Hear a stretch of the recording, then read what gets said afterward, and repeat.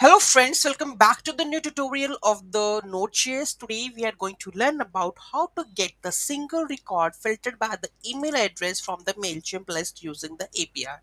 So basically fetch contact list using the email address. Okay, so basically you want to search something like via email address. I want to fetch the record via email address. So how we are going to do that? We are going to learn in this video.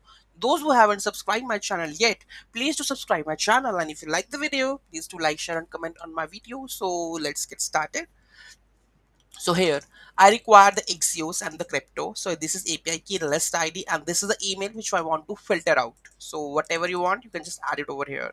Then calculate the MD5 hash of the email address. So we will create that one. Okay. After that, we have to hit the API for the get request, and here we have to pass the authorization. Okay. If the contact found, then it will respond the data, else it will show that error getting in contact by the email. Okay, so let's save it and try to run this one. So here we can just clear this one. Okay, and here you can see the data. Okay, so this is Magento developer, the email ID and the data is here, the full name and the all. Okay, you can see that all the data is coming over here.